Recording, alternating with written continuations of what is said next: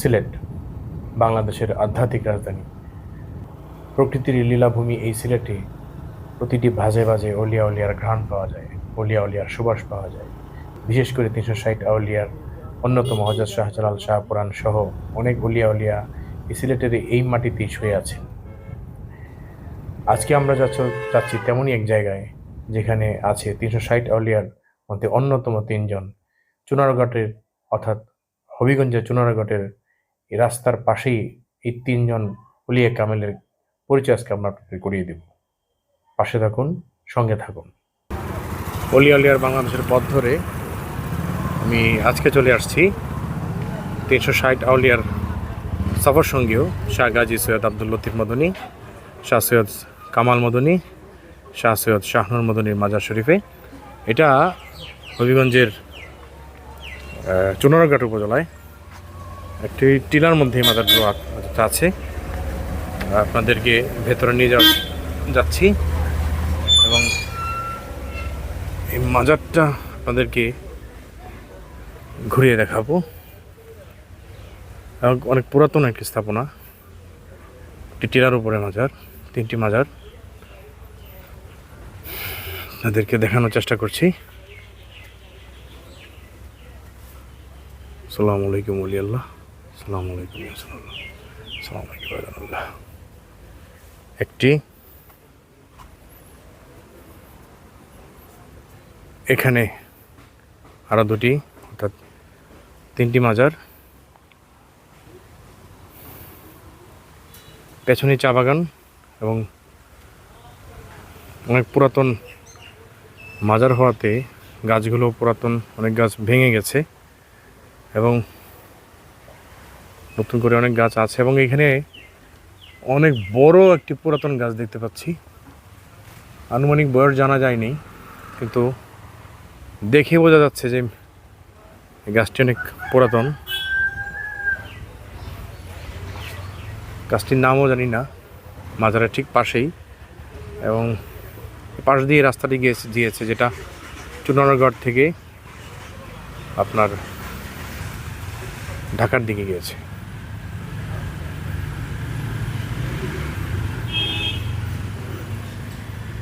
এই মাজার তিনজন আল্লাহর ওলি হযরত শাহজালাল শাহপুরাণ রহমতুল্লাহর সঙ্গে এই বাংলাদেশে তথা ভারতীয় উপমহাদেশে ইসলাম প্রচারের জন্য এসেছিলেন। এই তিনজন আল্লাহর ওলি এখানে শুয়ে আছেন এবং এই পথে যারা যায় যাত্রী, তারা সবাই এই মাজারগুলো জিয়ারত এবং সালাম করে তারপরে দিক দিয়ে যায়। খুব শান্ত নীরব এলাকা। এই মাজার সম্পর্কে বিস্তারিত আপনাদের জানানোর চেষ্টা করব।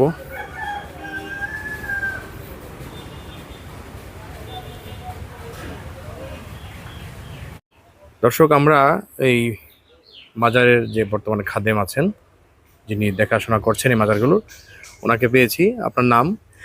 মোহাম্মদ ইউনুস আলী তালুকদার। মোহাম্মদ ইউনুস আলী তালুকদার। আপনি তো এই মাজারের খাদেম? জি জি। আচ্ছা, এই মাজারটা আপনি কতদিন যাবত দেখাশোনা করছেন? আমি আমি আমার বাবার মৃত্যুর পরে 27 বছর, আর আমার এর চেয়ে আগে ছিলেন আমার বাবা দাদা, ওই ওনারা দেখাশোনা করছেন। বংশ, আপনি কি বংশ পরম্পরায় দেখাশোনা করতেছেন? জি জি। এর আগে আপনার বাবা দেখাশোনা করছেন? হ্যাঁ, বাবা দাদা। বাবা দাদা? জি। দাদাও দেখাশোনা করছেন? জি জি। আচ্ছা, আপনি একটু মাজারগুলোকে পরিচয় করে দিন, কোনটা কার? উনি হলো সৈয়দ আব্দুল লতিফ মদনী, শাহজালাল ইয়ামানির সফর সঙ্গী। উনি সৈয়দ কি? সৈয়দ আব্দুল লতিফ মদনী। সৈয়দ আব্দুল লতিফ মদনী। মদনী। আচ্ছা আচ্ছা। তারপরে সৈয়দ কামাল মদনী, শাহানুর মদনী। পশ্চিম পাশে যে আছেন উনি সৈয়দ কামাল মদনী, কামাল মদনী। আর উনি শাহানুর মদনী। আচ্ছা আচ্ছা। ওনাদের এইখানে মানুষজন জিয়ারত করতে আসেন? জি জি, আসে। আচ্ছা আচ্ছা। আর এখানে এই বাৎসরিক উরস কবে হয়? ফাল্গুনে 4 তারিখে, বাংলা 4 তারিখ। বাংলা 4 তারিখ। জি। কেমন মানুষ হয়? ওই মোটামুটি একদিন হয়তো মোটামুটি। কি কি কার্যক্রম হয় উরসের মধ্যে? এখানে মিলাদ মাহফিল, জিকির আজকার, আবার বিতরণ। কি তাবারক হয়? মনে করেন বিরিয়ানি কিংবা খিচুড়ি, আচ্ছা আচ্ছা মানে আচ্ছা, এগুলো কি মানে সবাই কি খাওয়া হয়? যে সবাইকে খাওয়ানো হয়। ফ্রি না টাকা পয়সা নেন? না না, পয়সা ফ্রি। এই বিয়া কারা করে, মানে তবারকটা এইটা কারা করে? আমরা মাজার কাদিম পক্ষ থেকে করি। খাদিম পুকুর থেকে করে? জি জি। আচ্ছা। বাৎসরিক উরস হয় ফাল্গুন মাসে চারটে। 4 তারিখে। আপনারা যারা অলিয়া উলিয়া প্রেমিক আছেন, যারা অলিয়াকে ভালোবাসেন, তারা এখানে আসবেন। এবং এটা কিভাবে আসতে একটু বলে দেন তো। ঢাকা সিলেট, ঢাকা থেকে আসলে শাস্তাগঞ্জ গোল চত্বরে নেমে সিএনজি আসতে হবে।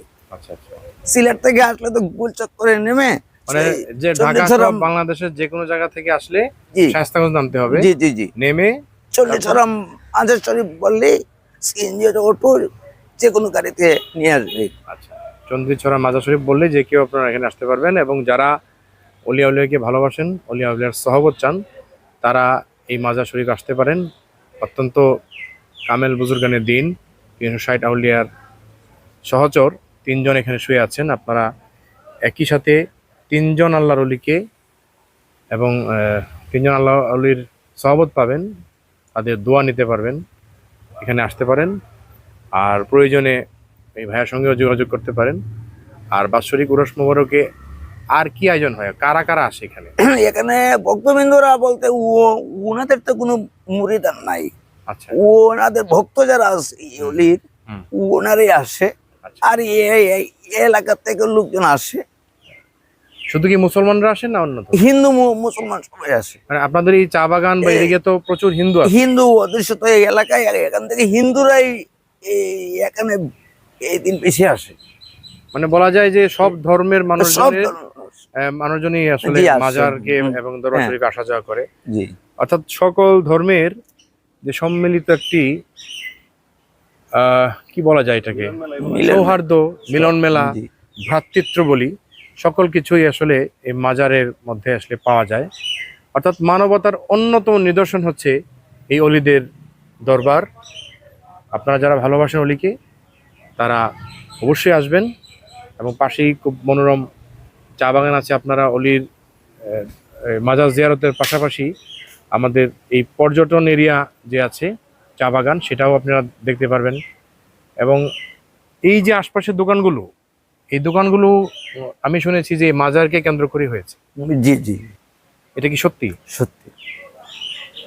এক সময় তো কিছুই ছিল না এখানে, আচ্ছা শুধু এই মাজারটাই ছিল।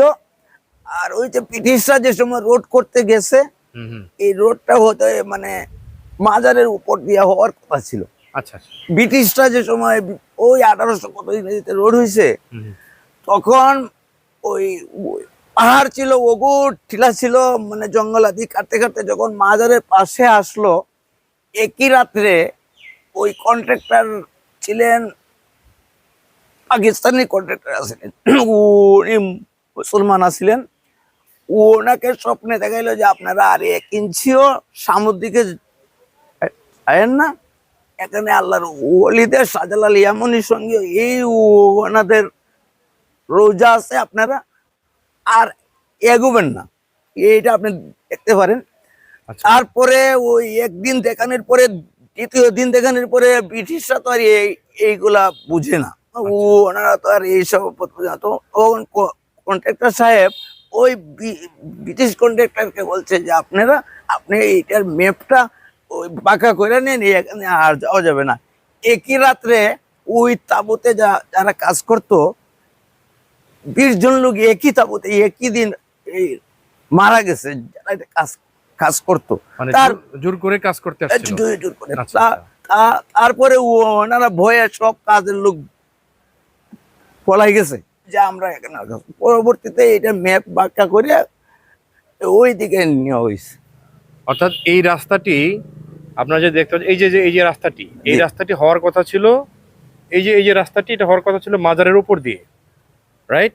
জি জি তারপরে এই কন্ট্রাক্টরকে স্বপ্ন দেখানোর পরেও এবং জোরপূর্বক করতে চাওয়ার পরেও কিন্তু এটা করতে পারে নাই। আল্লাহর ওলিরা সেটাকে করতে দেয় নাই। তারপরে যেই লোকে ওই যে কন্ট্রাক্টর, যে সে বুঝতে পেরে তারপর ম্যাপটাকে চেঞ্জ করছে। ম্যাপ অর্থাৎ এই রাস্তাটাকে একটু বাঁকা করে, আমরাও দেখতে পাচ্ছি বাঁকা করে রাস্তাটা টার্নিং নিয়ে মাজারকে সেফ করে, মাজারকে সম্মান দিয়ে তারপর রাস্তাটা করা হয়েছে। অত্যন্ত চমৎকার একটি মোজেজা আমরা দেখতে পেলাম। এরকম আরো অনেক মোজেজা হয়তো আছে, যেহেতু প্রায় 700-800 বছর আগের ইতিহাস। সকল ইতিহাস তো মানুষ কালের উত্তীর্ণভাবে সবাই মনে রাখে না, এরকম আরো অনেক ইতিহাস হয়তো আছে, আমরা জানি না। ইনশাল্লাহ আপনারাও আসবেন। টুকু বাদ দিয়ে ওই যে রোড খরচ হয়েছে এইগুলো এখনো বিদ্যমান আছে।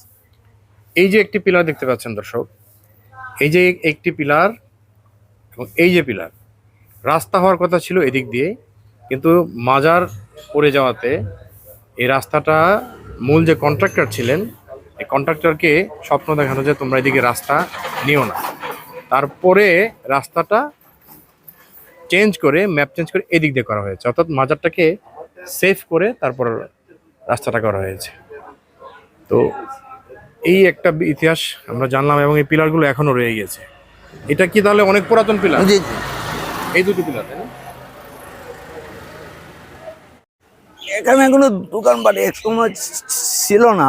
আচ্ছা, বাজারে যারা জেরত করতে আসে তাদের কেনাকাটার সুবিধার্থে এই দোকানগুলো অনেক পরে হয়েছে মাজার কেন্দ্রিক। এখানে দেখতে পাচ্ছি এই মাজারকে কেন্দ্র করে অনেক দোকানপাট তৈরি হয়েছে,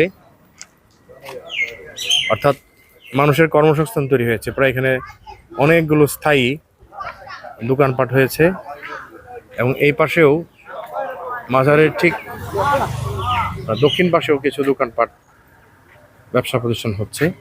মানুষজন এখানে মাজার জিয়ারত করতে আসে, এসে তাদের প্রয়োজনীয় জিনিস কেনাকাটার জন্য এই দোকানপাট, ব্যবসা প্রতিষ্ঠান তৈরি হয়েছে। অসম্ভব সুন্দর। অর্থাৎ একটি মাজার শুধু জিয়ারতের স্থান না, এই মাজার অনেক মানুষের কর্মসংস্থান তৈরি করে দেশের অর্থনীতিতেও বড় অবদান রাখছে।